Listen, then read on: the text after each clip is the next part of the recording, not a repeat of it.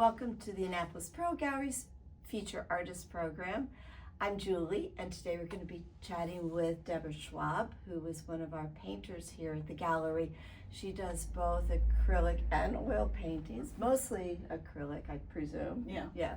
And she's going to be talking about going into detail on how to capture light. And for thousands of years, it seems, artists are trying to capture light in their paintings. And it's something I really don't know much about. It's not my medium, so I'm really looking forward to unpacking you a bit on the different types of light and how you do capture. So, welcome, Deborah. Okay. Well, I think anyone who likes art and looking at paintings has noticed that there are some painters that we've all seen in the past, like Turner and Sargent, who are just geniuses at capturing light. And then the rest of us struggle along and try to figure it out. And it's something that if you're painting figuratively, which is what I do, you might spend your whole life trying to figure out. And sometimes it works and you're like, yay. And then other times like, maybe not quite so much. So you were talking about different types of light, like you indicated direct overhead light, and do you have any examples of all the different types of light that you want to talk about today? Yeah, I thought what might be an interesting way, instead of just talking about light in general, is to the kinds of light we might try to capture in a painting. Yeah. Like the standard would be what I would call direct overhead light. Bright sunny day and you're out painting and everything is bright and cheery. The colors tend to be fairly primary.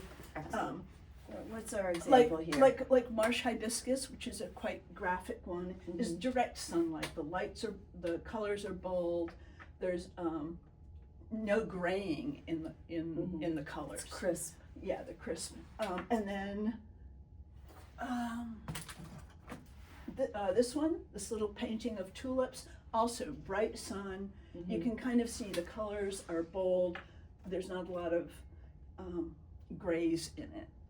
Because it's pretty true to color. I mean, I backgrounded it with pink, and also using a warm color behind the subject also sometimes conveys a feeling of being in bright sun. Okay, and you also talked about diffused light, which I'm sure I'm looking at one right here. Right. Diffused light can become a very gray, be like a foggy day, that sort of thing. It's soft and it evokes a feeling. It's very soft. If you're not careful, it can become very gray. This is a painting I did of the salt flats near the beaches in Rhode Island. And there's probably a little more color in it, but I still was trying to capture that feeling of that damp mist that you get near the beaches. What time of day did you capture this? This was middle of the day. Middle of the day. So there was this light. Is Rhode Island in the middle of the day. So this was, there was a lot of light in the air. It's just that the damp fog. This captures a mood too. Right. So it's really. Right, Yeah. there's like a pathway going back into the flats. But something about the diffused light. Right. But also, what are some of your favorite, well, there's more to talk about sunlight and capturing light. You talk to me, because this is not my forte. What?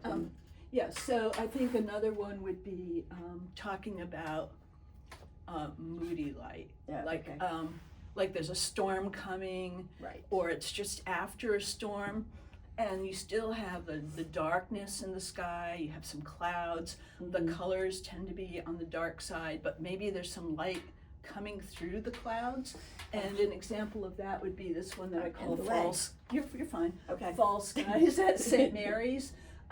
This is a view. I walk over the bridge over Spar Creek to go to Eastport on a regular basis. So I did not sit on the middle of the bridge to paint this, so it would not be very safe. But you often get these very dramatic skies in the fall, and I just really like the way it kind of backlit everything. But all the colors are maybe deeper than they might be if it was one of those bright overcast days. Yeah, I also like the stormy one. I know it's a little piece, but you capture these little, the absence there's of a few light little there. pieces here. This would be like the dark sky and the dark water give you that feeling. So what are your favorite times of day to capture light? Well, I like having the early morning or late night sun. Okay. There's anyone who knows the illustrator Maxfield Parrish, he was like, some people thought he was kitschy, but that's okay. He was grand at really getting that look, pinks and lavenders and the colors you get with sunrise and sunset. It's a different kind of drama. And here I have this piece. I don't know if you can see it over there, but this was done from New Orleans.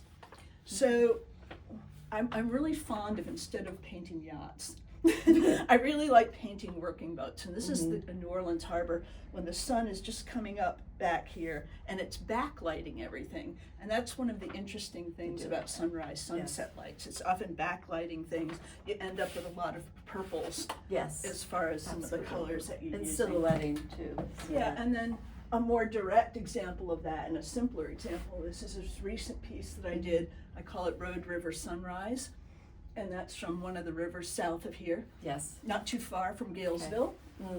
And you see the purples in it. And then this other piece is from Florida, again a sunrise, and the sunrise coming over the ocean really backlights the palm tree and creates those different colors than you would see during later in the day. Gorgeous So work. That's where I'm trying to go with light. I'm experimenting all the time. Complicated but beautiful, and you really captured it in many ways. So please do come to the Annapolis Pearl Gallery.